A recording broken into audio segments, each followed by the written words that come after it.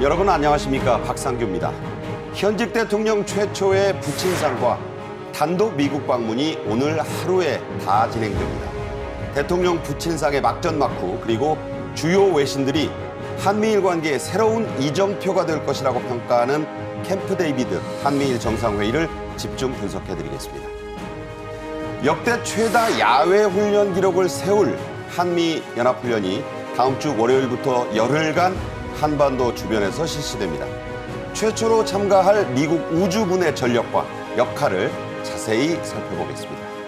정호김 전 국회의원, 봉영식 연세대 통일연구원 연구위원과 함께 얘기 나누겠습니다. 어서 오십시오. 네. 윤 대통령에게 오늘은 인생에서 가장 뜻깊고 또 분주한 날들 가운데 하루가 될 것 같습니다. 윤 대통령은 경조 휴가를 내서 부친의 빈소를 지키는 와중에도 틈틈이 캠프 데이비드 한미일 정상회의를 준비했고 발인을 마치자마자 미국으로 출발합니다. 영상으로 보겠습니다.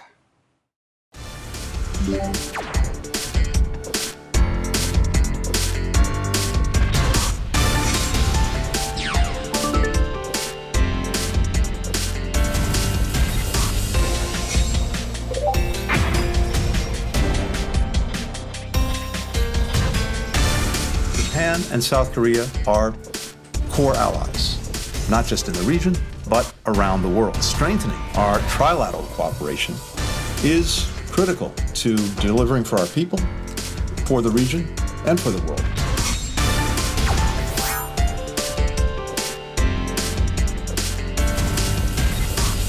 한미일 정상회의는 한반도와 인도 태평양 지역의 평화와 번영에 기여할 삼국 공조의 새로운 이정표가 될 것입니다.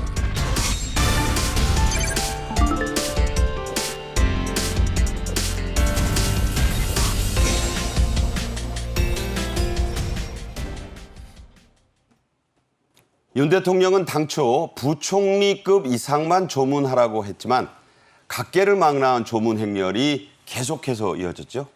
네, 역사상 처음으로 대통령의 부친이 대통령 임기 중에 이제 돌아가신 그런 경우입니다. 그래서 사실은 지금 미국 방문도 앞에 두고 있고 그러기 때문에 부총리 이상만 조문하고 간략화하려고 하는 의지가 있었던 것 같습니다만은 실제로 일반 국민들도 그렇고 또 그 빈소에 많은 분들이 지금 분향을 한 것으로 지금 알려져 있고요. 네네. 박근혜 전 대통령도 지금 전화로 조문을 했고 제가 알기로는 지금 야당의 뭐 이재명 대표는 네. 찾아가고 그다음에 이명박 대통령도 조문을 한 했죠. 것으로 제가 지금 했습니다. 알고 네. 있습니다. 네. 네.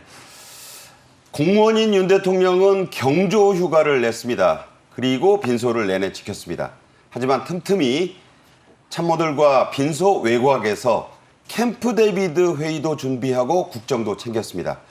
조문객들이 적은 오전 시간을 주로 이 준비에 활용했다고 하네요. 예, 그렇게 보도됐습니다. 오전에 업무, 오후엔 부친의 빈소를 지키면서 경조 휴가 중에서도 이 캠프 데이비드 정상회견을 준비했다고 보도가 됐는데요. 아무래도 공무원이기 때문에 그 주어진 임무를 충실히 준비하는 것이 중요하다 이런 것이 드러났는데 정치인도 사람이기 때문에 여러 가지 가슴 아픈 사연이 있는데 이것을 보면서 미국의 조 바이든 대통령도 굉장히 가슴 아파하면서 그 동질감을 느꼈을 거라고 생각합니다. 왜냐하면은 조 바이든 대통령이 델라웨어 상원의원을 36년 했지 않습니까? 그렇죠. 그러면서 굉장히 자랑스러운 아들이 있었습니다. 보 바이든이라고 네. 장남인데 전쟁 영웅이었고 또 델라웨어에서 검사보로 범죄 퇴치에 앞장섰는데 암으로 일찍 사망을 했습니다. 네, 네. 그래서 가슴에 묻은 아들인데 그래서 바이든 대통령이 트럼프 대통령한테 대선 승리를 한 다음에 바로 앞에 있는 성당에서 미사를 드렸는데 카톨릭 신자입니다. 거기가 바로 그 큰아들 바이든이 묻혀 있는 곳입니다. 아하, 네. 그리고 대선 승리가 확정돼서 불꽃놀이를 했을 때 튼 음악이 우리나라에 와서 공연했던 콜드플레이의 Sky Full of Stars였습니다. 네네. 그 노래를 죽은 아들이 너무 좋아했기 때문에 아들 장례식 때 그것을 한 콜드플레이의 크리스 마틴이 와서 불렀던 노래입니다. 그것을 대선 승리하면서 다시 했다는 것은 그만큼 대통령이 되기 전에 죽은 아들을 생각한 바이든 대통령이었다. 따라서 이번에 캠프 데이비드에서 정상회담 할 때도 서로 좀 이렇게 공감이 가는 위로와 덕담이 오가지 않을까 생각합니다. 네. 바이든 대통령은 또 첫 부인과 딸을 불의의 교통사고로 잃었던 그런 아픔도 있기 때문에 아마 이번 캠프 데이비드에서 부친상에 대한 어떤 그 애도의 뜻이 각별할 것이다. 이런 말씀이었어요.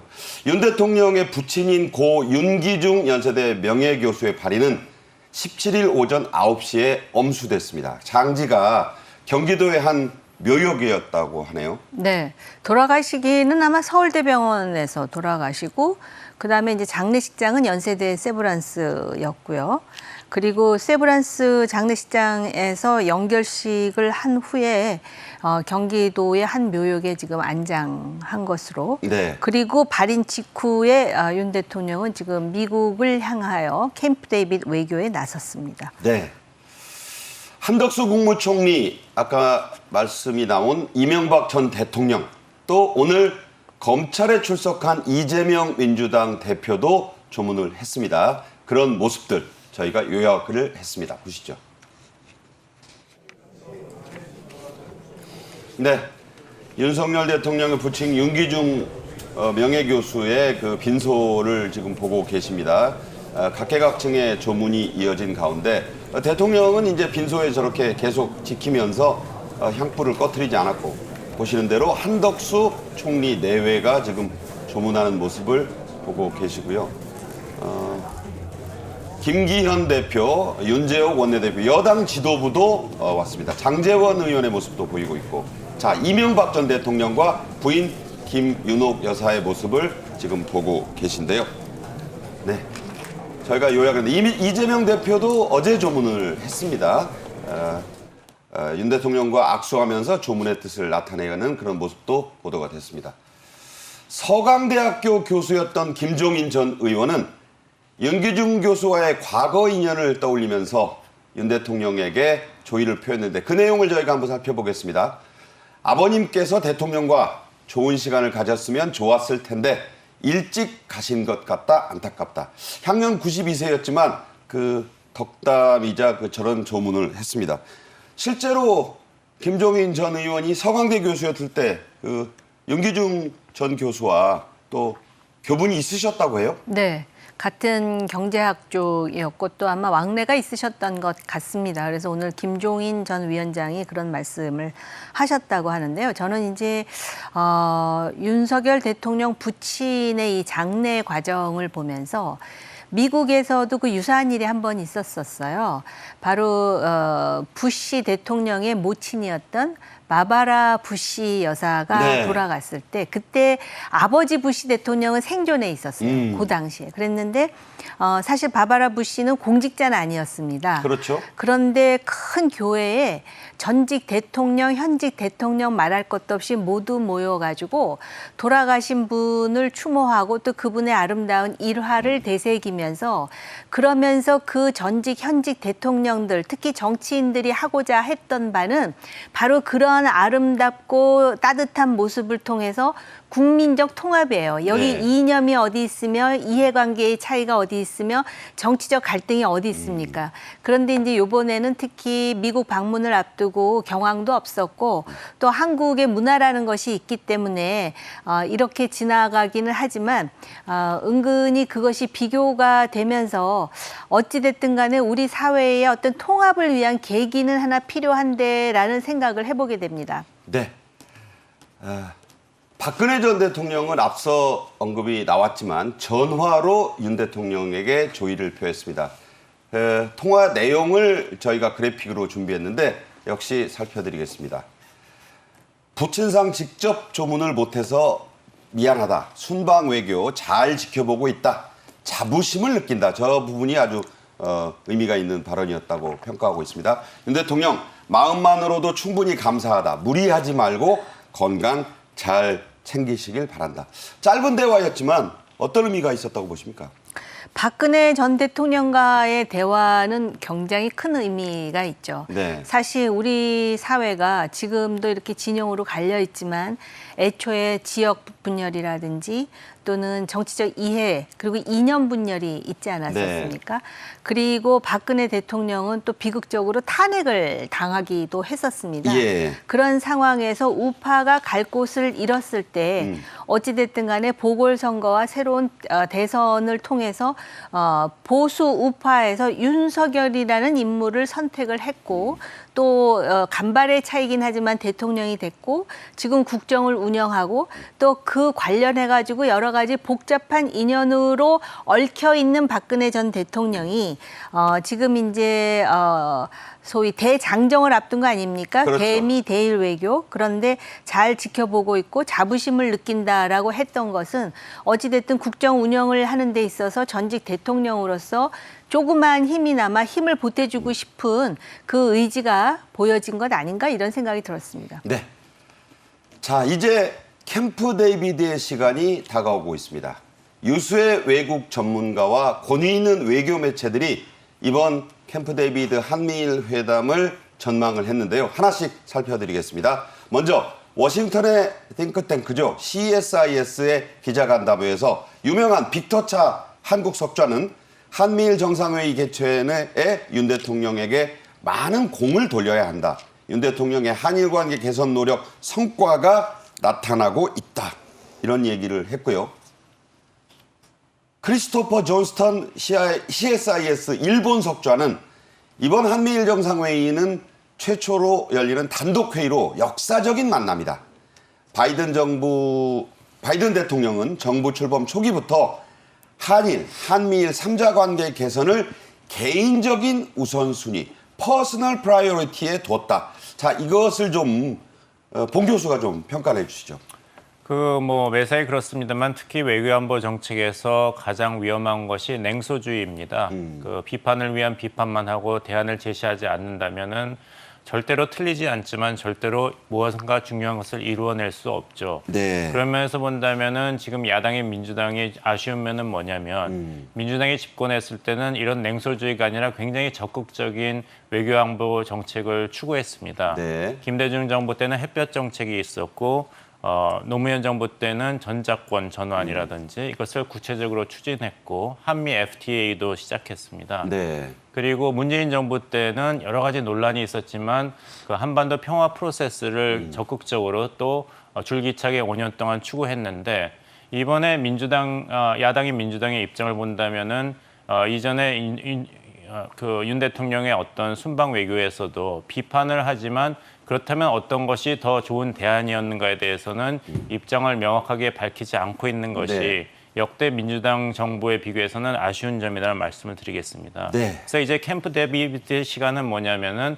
한미일이 더 이상 한국과 미국이 협력하고 미국과 일본이 협력하고 한일 협력은 공백으로 남겨진 것이 아니라 네. 소위 완전체라는 말을 하죠. 네. 3자 안보 협력을 정례화하고 구체화하겠다는 그 시작이라고 보시면 되겠습니다. 네.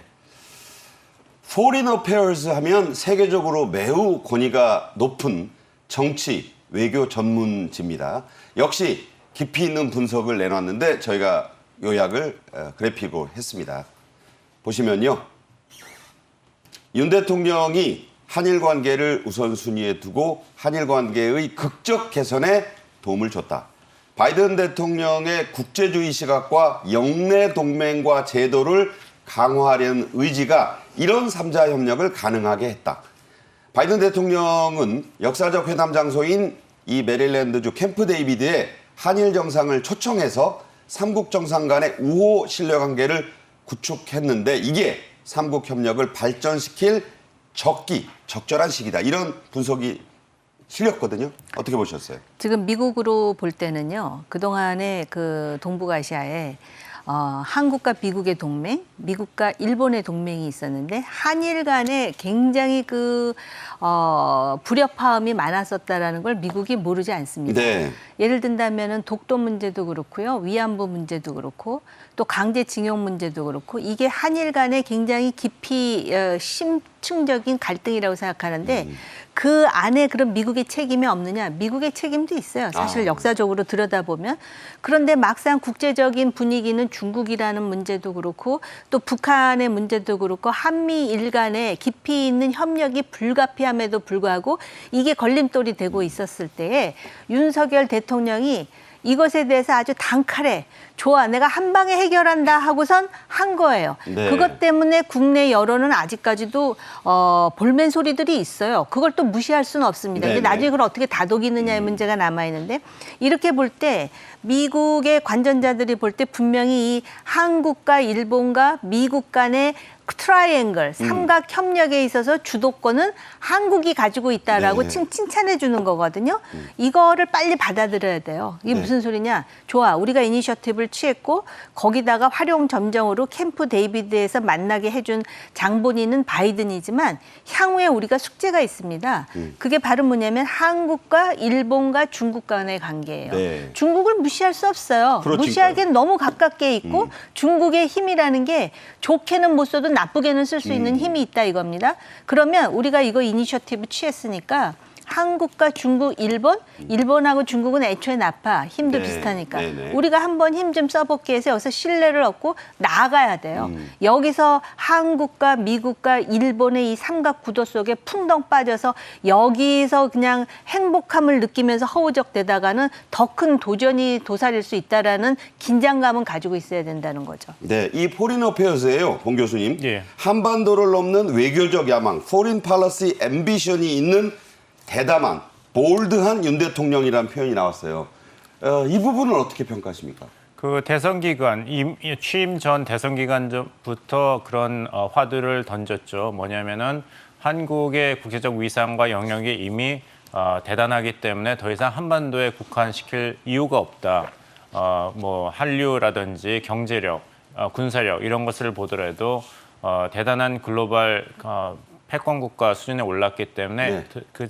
거기에 상응하는 그런 위력을 발휘하고 또 책임도 지겠다 이런 이야기를 했습니다. 네네. 그것을 한미 동맹 그리고 한미일 3자 안보 협력이 어떻게 녹아낼 것인가를 지난 2년 동안 꾸준히 추진해 왔는데요. 이번 캠프 데이비드에서도 좀 더 구체적으로 실현될 것이라고 보이는데 이번 캠프 데이비드 원칙의 그 키워드는 아무래도 실용적인 접근이 될 것 같습니다. 실용적인. 네, 네. 기시다 내각의 이제 반격 능력 보유 그런 선언을 보더라도 일단은 중국과 러시아 그리고 북한의 군사적 위협에 어떻게 효과적으로 대응할 것인가 개헌까지는 안 가더라도 네네.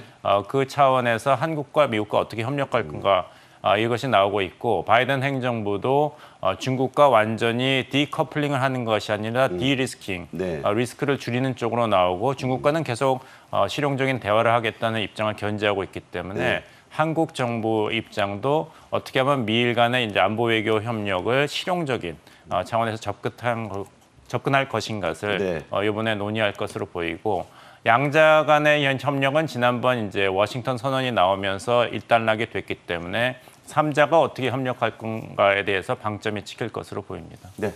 바이든 행정부가 작성한 인도태평양 전략 문건이라는 게 있습니다. 이게 지난해 2월에 공개됐는데 그때부터 이번 캠프 데이비드 한미일 정상회의에 대한 프레임워크가 짜였다는 분석이 나온다. 이런 얘기가 있어요. 이게 무슨 얘기입니까? 이 질이라는 것이 이렇게 물질적인 개념뿐만 아니라 사회적, 심리적인 개념이다. 이런 것을 다시 상기시키는 그런 문건이라고 보겠습니다. 예전에는 인도태평양이라는 지역이 없었죠. 네. 태평양 아니면 동아시아, 그랬죠. 북동. 그런데 인도태평양이라는 것은 사실 아베 총리가 추진한 것이고 그것을 미국의 트럼프 행정부가 받아들였습니다. 네네. 중국의 부상에 발맞췄어요. 그래서 앞서 도널드 트럼프 행정부도 취임 2년 차였던 2018년 초에 10쪽짜리 그런 인도태평양 전략 문건을 발표하면서 미일 간의 대중국 견제 전략을 시작을 했고 그것을 비록 정파 이데올로기는 다르지만 바이든 행정부도 받아서 규칙과 표준을 변경하라는 중국의 일반적이고 폭력적인 행동에 반대하는 것을 구체적으로 명시하면서 안전보장 분야에서는 한국, 일본, 호주, 필리핀, 태국 등 영내 5개국과 협력하겠다는 것을 강조했습니다. 네네. 그래서 이 문건이 나온 것은 계속해서 중국을 어떻게 하면은 책임 있는 국제 패권 국가로 유도할 것인가, 여기에 대해서 한국과 일본과 같은 동맹국과 어떻게 협력할 건가, 이것이 잘 드러나 있습니다. 네. 북한을 중국 기후변화, 전염병 등과 함께 도전과제로 미국이 선정을 했다. 이것도 눈길을 끌어요. 이 부분은 어떻게 보셨어요? 그러니까 조금 전에 말씀하신 것에 이어서 말씀을 드리자면은 지금 인도 태평양 전략에 있어서 미국의 큰 그림 속에는 소위 중국을 포위한다라는 내용이 들어 있어요. 네. 그리고 이제 중국보다는 레벨이 하나 아래일지 모르지만은 또 다른 도전 과제로서 북한의 핵 문제라든지 비단 핵뿐만 아니라 환경이라든지 또는 그 소위 새로운 21세기로 들어가는 데 있어서 북한이 제기하는 여러 가지 도전적 요소에 대해서 네. 대응해야 된다라는 것이 미국의 인식이에요. 네네. 바로 그런 틀 속에서 한국과 일본이 협력해야 된다라는 부분을 강조하는 거거든요. 네네. 그래서 미국의 큰 틀 속에는 뭐 소위 쿼드도 있고 인도 태평양이란 속에 또 한국과 미국과 일본도 있고요. 그다음에 파이브 아이즈라 그래갖고 소위 영어를 쓰는 나라들끼리의 그렇죠. 호주도 있고요. 정보 공유도 네. 있고요. 그런가 하면 캔주크라 그래갖고 캐나다, 뉴질랜드, 오스트레일리아, 영국 뭐 이런 식으로 자기네들끼리 여러 가지 이제 그 네트워킹을 한다는 말씀이시죠. 그런데 한국과 관련해 가지고는 지금 일본과의 그런 어떤 돈독한 관계를 강조하는데 여기에 우리가 딜레마가 있는 거를 부인하기는 어려워요. 솔직히 네네. 좀 현실적으로 말씀을 드리자면 얼마 전에 미국과 워싱턴 선언을 통해서 소위 뉴클리어 컨설터티브 그룹이라는 거를 만들었잖아요. 그런데 이제 한미일 간의 이런 협조가 되면 이 NCG 속에 일본을 어느 정도까지 참여시킬 것이며 네. 일본의 역할을 어디까지 지금 아까 반경 능력을 말씀하셨는데 그러면 일본 헌법 구조에 대해서 개헌한다 그러면 우린 그거를 손뼉 치면서 환영을 해야 될 것인지 아니면 견제해야 될 것인지 그러니까 큰 틀 속에서 우리가 미국의 어떤 그런 그 노선과 미국이 원하는 어떤 그 가치 이거에 동의할 수 있는 부분은 많지만 이것이 우리 지역 레벨로 들어갔을 때 그런 점에 대해서는 굉장히 정치한 전략적인 고려가 필요하다라는 것입니다. 네. 도전도 있다. 이런 말씀으로 지금 이해가 됩니다. 토니 블링컨 미 국무장관은 브리핑을 통해서 이번 캠프 데이비드 한미일 정상회의가 한미일 3자 협력의 새로운 시대를 열 것이다. 어떤 새로운 시대라고 봐야 하나요? 굉장히 연기가 계속됐습니다만 조 바이든 미국 대통령과 시진핑 중국 주석이 처음 화상 정상회담을 했을 때 바이든 대통령이 강조한 것은 중국을 적대시하지 않지만 중국과 미국이 글로벌 시대 패권 국가로서 상식적인 안전망, 네. 가드레일을 구축하는 데는 함께 협력해야 된다 이런 얘기를 했습니다. 네네. 중국을 배척하는 것이 아니라 중국의 일방적인 현상 변경 시도가 너무 이 글로벌 질서를 유린하고 있기 때문에 여기 있는 이런 상태에서는 중국과 협력할 수가 없고 중국의 책임 있는 법 질서에 기초한 행동을 요구한다 이런 메시지를 했거든요. 네네. 여기에 한국과 일본이 어떻게 참여하고 기여할 것인가를 미국과 논의하는 그런 장이 될 것이라는 것이 토니 블링컨 국무장관의 발언이고 정 의원께서 굉장히 중요한 말씀을 하셨는데 뭐냐면은 이것을 한국이 전략적으로 활용할 기회가 온 것입니다. 네. 근데 활용하려면은 그냥 할 수가 없고 지분이 있어야 되지 그렇죠. 않습니까? 네. 그것을 차곡차곡 지난 2년 동안 쌓았기 때문에 이제는 한국의 지분이 있고 미국이 만들어 놓은 이런 플랫폼들에 한국이 굉장히 중요한 역할자가 됐기 때문에 한국이 일방적으로 미국, 일본, 중국의 의사를 수용하는 국가가 아니라 중국에 대해서도 발언권이 생기고 미국과 일본에 대해서도 영향력을 행사할 수 있는 그 틀이 갖춰지고 있다. 어떻게 본다면 노무현 정부 때 한국이 더 이상 국제사회에서의 그런 소극적인 역할만 하는 것이 아니라 균형자론을 이야기했지 않습니까? 근데 중국과 미국 사이에서 또 일본을 포함해서 균형자로 역할을 하려면 아무래도 지분이 있고 그 영향력이 있어야겠죠. 그것을 추구한다는 면에서 이것은 뭐 여야라든지 진보 보수의 문제가 아니라 네네. 대한민국의 장기적인 국익을 어떻게 실현할 것인가의 문제라고 생각합니다. 네. 중요한 말씀이 있었습니다. 우리가 이제는 일본 또 미국 중국으로부터 어떤 지시에 휘둘리는 게 아니라 우리의 지분이 확대됐고 그 누적된 지분으로서 상당히 주도권 행사에 참여하는 그런 의미가 있다고 저는 이해를 했습니다. 특히 이번 정상회의에서는요. 오찬, 산책, 그 유명한 캠프 데이비드 오솔길, 과거 아이젠하워와 존 F 케네디도 걸었던 그런 길들을 걷게 됩니다. 또 공동 기자회견, 무려 4시간이 넘게 한미일 새 정상이 함께할 예정입니다. 노타이 차림은 물론이고 뭐 트위드 재킷 얘기도 나오고 스웨터 얘기도 나옵니다. 어떤 옷을 입을지도 관심인데 산책 이런 모습이 주는 의미가 그냥 옷만이 아니잖아요. 그렇죠. 이게 이제 일종의 인간적인 라뽀를 형성을 하는 라뽀, 거거든요. 네. 그래서 과거에 들어보면은요, 모 대통령 같은 경우는 특정 국가를 방문해가지고 같이 목욕도 하고 네. 벌거벗고 그게 사실은 서로 민망한 일이긴 하지만 사실은 그런 상황에서 대화를 나누면서 상당히 속 깊은 얘기를 할 수 있다라는 것입니다. 네. 그런 차원에서 그 이명박 대통령이 임기 중에 캠프 데이비드를 방문을 해갖고 같이 골프 카트를 끌면서 뭐 여러 가지 얘기를 했었어요. 물론 그 당시에 그 소고기 수입 때문에 난리가 나기는 했었지만 결과론적으로 보면은 소고기 수입을 해서 큰 대가가 없었고 또 한미 FTA가 지금까지 우리에게 상당히 유익하게 지금 가동되고 있지 않습니까? 네네.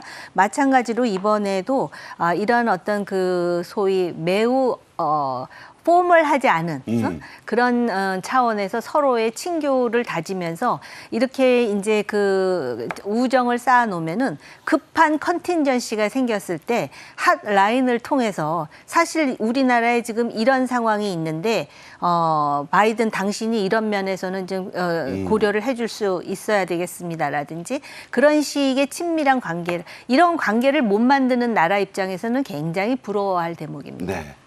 중요한 말씀, 라뽀 형성이 이루어질 수 있는 그런 회의다 이런 말씀이 있었습니다. 이런 가운데요. 미국이 북한과 러시아 간의 무기 거래에 관련된 기관들에 대한 제재에 나섰습니다.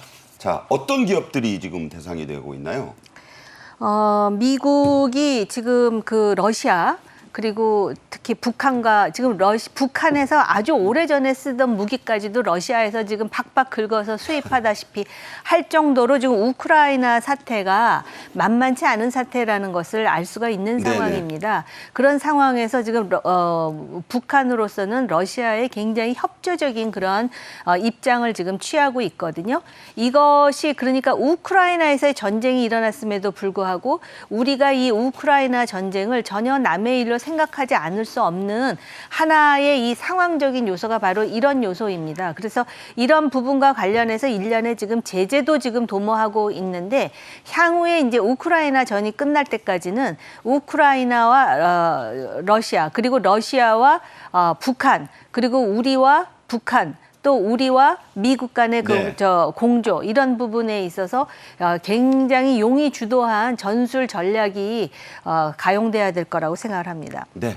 미국과 함께 영국도 유사한 조치에 나섰다는 점에서 이번 조치가 일회성이 아니고 상당한 위력을 발휘할 것이라는 그런 외신들의 전망이 나오고 있습니다. 이번 한미일 캠프 데이비드 회담의 구체적 성과로 또 눈에 띄는 게 물론 아직 나오지는 않았습니다만 한미일 공동 군사훈련의 정기 개최, 삼국 안보실장 간의 정례 회의, 한미일 정상 간의 아까도 얘기가 나왔지만 핫라인 구축 등입니다. 자, 이런 조치들이 실질적으로 어떤 위력을 낼까요? 북한 김정은 정권 입장에서는 굉장히 곤혹스러울 것입니다. 왜냐하면은 이전에 트럼프 행정부에 대한 이제 북한식 공략법을 본다면은 네. 최고 지도자 한 명에게 집중을 했습니다. 그랬죠. 그래서 트럼프 대통령이 하라 그러면 하고 하지 말라 그러면 하지 않고 그래서 성과를 얻었던 것은 그 한미 간의 연례 연합훈련을 중단했지 않습니까? 트럼프 대통령이 이것은 미국 국민들의 세금을 낭비하는 워게임이다, 전쟁 연습이라고 해가지고 하지만 이제 바이든 행정부의 입장은 지난 22년도 그 한미 정상회의 끝나고 이제 언론과의 인터뷰에서 얘기했는데 김정은 위원장과 만날 것인가 했을 때는 김정은 위원장이 본인의 무기고에 대해서 이야기할 준비가 돼 있다면 만나겠지만 네. 그렇지 않으면 관심이 없다고 했죠. 그래서 이런 시스템적인 접근을 하겠다는데 이런 한미일이 연례화라는 이런 새로운 카드를 북한에 대해서 제시한 것으로 보입니다. 네. 아까도 말씀드렸지만 이 삼국 정상 간의 한 라인이 개설이 되고 구축이 되면 그 흔히 하는 말로 정말 이 친교라는 게 상당히 공식적인 관계를 넘어선다는 얘기가 되는데 이건 과거에도 다른 예에서도 위력을 발휘했죠. 그렇습니다. 예전에도 보고 지금 나오고 있는 것은 이제 정보 공유 아니겠습니까? 여기 한미일이 다 협력한다는 것인데 이것이 얼마나 중요하냐면은 냉전 기간 때 우리 대한항공이 소련 공군에 의해서 격추된 적이 있었는데 그렇죠. 칼기 폭파 사건이죠. 미국도 몰랐습니다. 여기서 일본의 자위대가 소련과의 외교 마찰 그리고 자위대가 얼마나 고도의 정보 능력을 가지고 있는가가 공개되는 위험을 무릅쓰고도 레이건 행정부와 이것을 같이 나누었고 네. 그걸 토대로 미국과 한국이 소련에 대해서 책임을 추궁했습니다. 그래서 눈은 많을수록 좋고 귀도 많을수록 우리가 북한의 핵 미사일 위협에서 더 안전하지 않겠습니까? 좋은 말씀이네요. 네, 그래서 여기가 협력하는 방안을 최고 정상 수준에서 구축하겠다. 이것이 이번 캠프 데이비드 회의에서 나올 것으로 기대합니다. 네. 자, 다음 주제로 넘어가겠습니다. 다음 주 월요일인데요. 8월 21일부터 31일까지 열흘간 한미연합훈련이 한반도 일대에서 진행됩니다. 을지 자유의 방패로 불리는 이번 연합연습은 어떤 것일지, 민감하게 이를 견제하고 있는 북한 김정은의 속내는 무엇일지 집중 분석해 보겠습니다.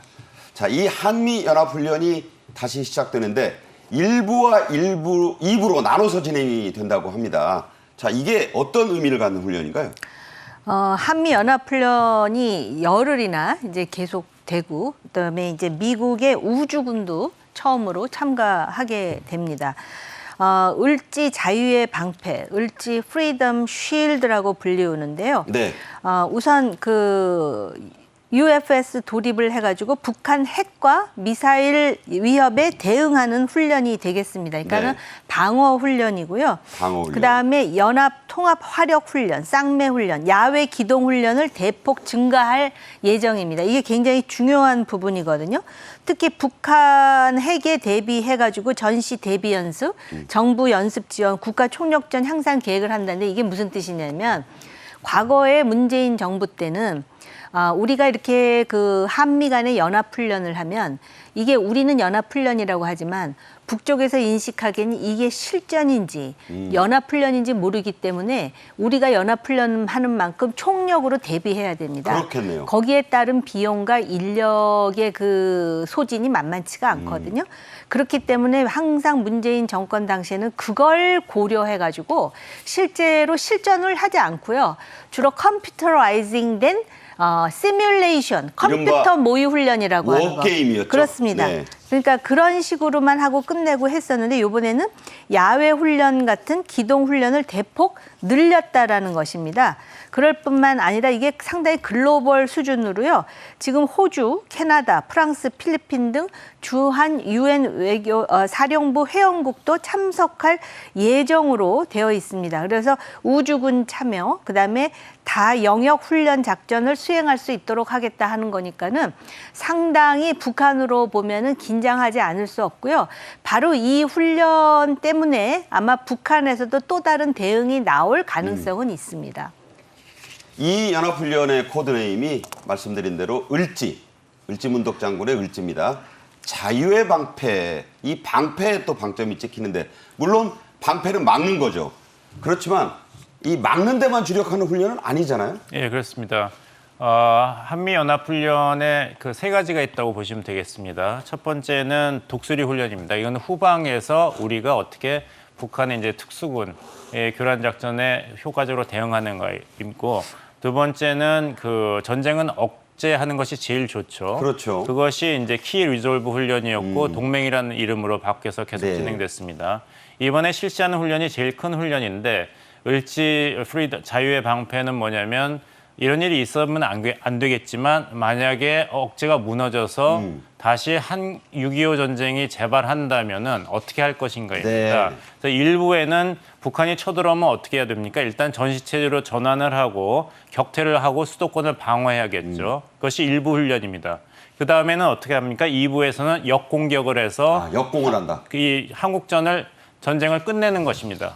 그 북한 지역을 수복하고 정말 한반도의 통일을 이루는 훈련을 하기 때문에 이번에 역대 최다 야외 훈련이 되겠고 모든 시나리오를 가정해서 모든 전략 자산을 가동하겠다고 그 미국이 밝혔습니다. 즉 워낙 이 첨단 기술이 발전하기 때문에 이제 우주전이지 않습니까? 네네. 그리고 북한에 대해서 한국, 미국, 일본이 가지고 있는 장점이 또 첨단 기술이기 때문에 트럼프 행정부 때 창설을 된 미국의 우주군도 이번에 이 을지 프리덤 쉴드, 을지 자유방패 훈련에 참여하는 것으로 예정돼 있습니다. 네, 그 얘기는 조금 후에 더 자세히 좀 얘기를 하겠습니다. 이번 훈련의 특징 중에 하나, 아까 표지에서도 말씀드렸지만 야외 훈련 등 기동 훈련을 대폭 늘렸다. 역대 최다 건수라는 게 그러니까 이제 컴퓨터 게임이 아니라는 거잖아요. 네. 그러니까 컴퓨터도 하고 그다음에 실전에 나가서 하고 그것도 뭐 우주에서부터 시작해서 지상, 공군, 해군, 사이버, 인지 분야 영역 다양한 작전을 몽땅 다 종합적으로 수행하는 훈련을 하기 때문에 이것이 상대방이 인식할 때는 상당히 이제 당혹스러운 훈련이 되리라 생각을 합니다. 특히 UFS 연합연습, 그래서 북한의 ICBM이 날아왔을 때를 상정해가지고 그것을 어떻게 추적하고 요격하느냐. 그러니까 그 핵과 미사일과 관련해서 굉장히 대대적인 그런 프리덤 쉴드 연습을 하는 것이다라고 보시면 되겠습니다. 네. 앞서 말씀했던 그 우주군, 얘기만 들으면 뭐 스타워즈 생각도 날 정도인데 태평양 함대에서도 가장 큰 규모의 군대인데 이 최초로 미국 우주군이 들어온다고 해요. 발표문에도 나왔던 이 우주군 정확히 어떤 겁니까? 그러니까 이제 그 미국에서 보면은 이제 육군, 공군, 해군, 해병대, 주방위군이 있고 이번에 우주군이 트럼프 행정부 때 새로 창설이 됐는데 아직은 이 공군과의 어떻게 역할 분담을 할 건지는 계속 진행 중에 있습니다. 네. 그래서 새로운 미션, 임무를 찾아서 계속 진행이 되고 있는 우주군이기 때문에 이번 한미연합훈련에서의 여러 가지 훈련을 통해서 그런 자기 정체성과 임무 규정의 효과를 추구하고 있는 것으로 보이고 그래서 다 영역 훈련에서 어떻게 우주군이 작전 수행을 할 것인가가 이번에 테스트 될 것으로 보이고 또 이것은 이제 한국이 가지고 있는 이 첨단 기술 장점을 효과적으로 확대하는 데도 기여할 것으로 보입니다. 예를 들어서 우리가 생각하는 애플의 아이폰은 분명히 미국 회사의 미국 제품이지만 그렇죠. 거기에 27%의 부품은 우리 한국 회사가 제공합니다. 그러니까 27% 부품이 한국산인데도 불구하고 이것은 미국 기업 애플의 제품으로 간주되고 있는데 그만큼 한국의 이런 첨단 정보통신 우주 능력이 대단하다. 누리호 발사에도 잘 보였습니다만은 이것이 다시 한번 어떻게 융합될 것인가를 테스트하는 그런 을지 자유의 방패 훈련이 될 것으로 보입니다. 네. 이번 훈련을 두고 우리 국방부가 브리핑을 했습니다. 직접 들어보시죠. Changes that we do have now is a space force. How, for commanders to be able to focus on is how do we incorporate multi-domain operations? You have the space component, you have the land component, air, sea, cyber, and the cognitive domains. 네, 우리 이송준 국방부 실장도 했는데 저희가 미국 측의 그 브리핑을 먼저 보여드렸습니다. 이번 훈련의 핵심이 북한의 핵과 미사일 위협에 대한 대응입니다. 한미일 연합 대응이라는 게 어떤 거라고 우리가 인식을 해야 되나요? 그러니까 북한에서 미사일 도발을 하게 되면은 그거를 탐지해가지고 또 요격을 하기도 하고 또는 이제 방어를 하기도 해야 되지 않겠습니까? 그런 일련의 작전을 연합해서 하는 그런 훈련이 되겠습니다. 그래서 굉장히 대대적인 훈련이고요. 조금 전에도 말씀드렸듯이 단순히 단거리, 중거리뿐만이 아니라 미국의 본토까지 다다를 수 있는 그 ICBM을 추적해서 요격하는 훈련까지 여기에 이제 포함이 되고 있습니다. 많기 때문에 이미 훈련을 하는 군에서도 이런 식의 대대적인 훈련을 하면은 김정은이 어떤 식으로 도발을 할 것인지가 예측이 가능합니다. 네. 그래서 일단 그 합참의장이 최전방 GP를 찾아서 만약에 이러한 상황에서 도발을 하면 일격필살하라 지금 명령을 내린 상황이라고 하고요. 특히 DMZ 같은 경우에는 완전히 조건 반사적으로 그냥 응징해버려라. 그냥 묻어버려라라는 뜻이겠죠. 네네. 그럴 뿐만 아니라 지금 이렇게 그 도발을 하게 되면은 도발 가능성이 농후하기 때문에 특히 DMZ 같은 경우에 이럴 때 그 즉각적으로 응징하는 모습을 보여줌으로써 이게 어떻게 보면은 적에 대한 그 억지 능력이 더 강화되는 하나의 효과를 가지고 올 수 있습니다. 단 이 울지 프리덤 쉴드 이거는 방패 훈련이라고 그래서 분명히 방어 훈련이라고 공지를 했음에도 불구하고 그런 무모한 북한식의 그런 도발을 하게 될 경우에는 그 도발에 대해서도 반드시 신속 응징한다는 시그널을 지금 분명히 보내고 있다라는 점에서 과거의 어떤 장난감 같은 그런 그 훈련하고는 네. 장난감이라는 표현은 좀 과했습니다만 단순히 컴퓨터 모의 훈련하는 그런 정도의 훈련보다는 훨씬 규모가 나아갔다. 더군다나 지금 우리나라 군인들 미군뿐만이 아니라 국제적으로 지금 그 참여하는 그런 유엔군 사령관 소속의 군인들도 있지 않습니까? 네. 연습에서 땀을 많이 흘려야 실전에서 피를 흘리지 않는다는 그런 생각이 저도 지금 들었는데요. 북한이 이번 훈련 기간 중에 도발할 가능성이 점쳐지고 있습니다. 실제로도 그 가능성을 전문가들이 내다보고 있습니다. 만약 그렇게 한다면 정 의원도 얘기를 하셨지만 김승겸 합참의장이요. 강력하게 응징하겠다고 얘기를 했는데 표현들이 아주 강력해요. 이제 이것은 북한이 스스로를 탓할 수밖에 없습니다. 지난 정부에서는 북한에 대해서 연합훈련 중단이라는 유화책을 제시했는데 그것을 만약에 그때 김정은 정권이 잘 수용해서 한반도에서 의미 있는 평화체제 구축에 기여를 했다면은 계속해서 이런 식으로까지 대규모의 연합훈련을 해야 되는가 네. 비판의 힘을 받을 수가 있었을 것입니다. 하지만 그때 정 의원께서 지적하신 대로 대규모 연합훈련을 중단하고 컴퓨터 시뮬레이션 훈련으로 대체했습니다.